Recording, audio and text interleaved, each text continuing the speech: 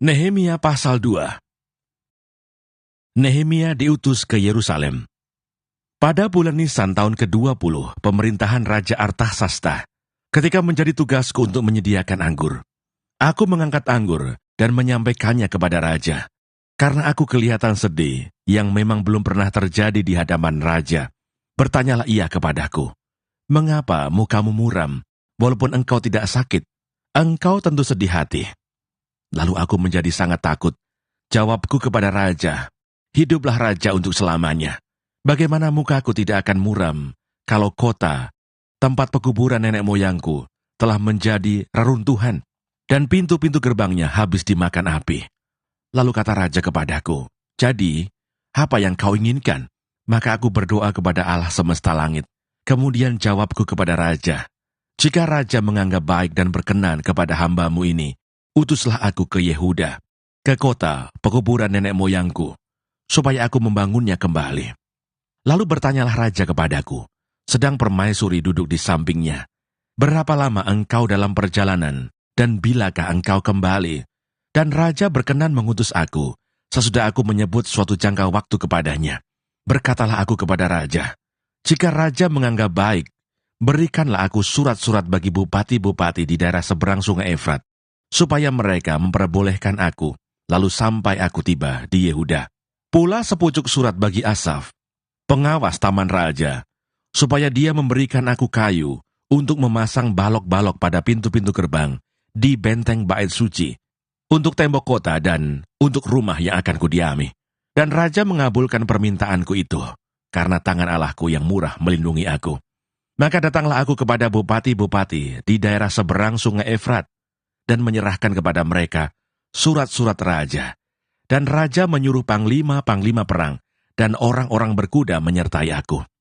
Ketika Sanbalat orang Horon dan Tobia, orang Amon, pelayan itu mendengar hal itu, mereka sangat kesal karena ada orang yang datang mengusahakan kesejahteraan orang Israel. Tekad untuk membangun kembali tembok Yerusalem. Maka tibalah aku di Yerusalem. Sesudah 3 hari aku di sana. Bangunlah aku pada malam hari bersama-sama beberapa orang saja yang menyertai aku. Aku tidak beritahukan kepada siapapun rencana yang akan kulakukan untuk Yerusalem, yang diberikan Allahku dalam hatiku. Juga tak ada lain binatang kepadaku, kecuali yang kutunggangi. Demikianlah pada malam hari, aku keluar melalui pintu gerbang Lebak, ke jurusan mata air ular naga, dan pintu gerbang sampah. Aku menyelidiki dengan seksama tembok-tembok Yerusalem yang telah terbongkar, dan pintu-pintu gerbangnya yang habis dimakan api. Lalu aku meneruskan perjalananku ke pintu gerbang mata air, dan ke kolam raja. Karena binatang yang kutunggangi tidak dapat lalu di tempat itu, aku naik ke atas melalui wadi pada malam hari, dan menyelidiki dengan seksama tembok itu. Kemudian aku kembali, lalu masuk melalui pintu gerbang Lebak. Demikianlah aku pulang.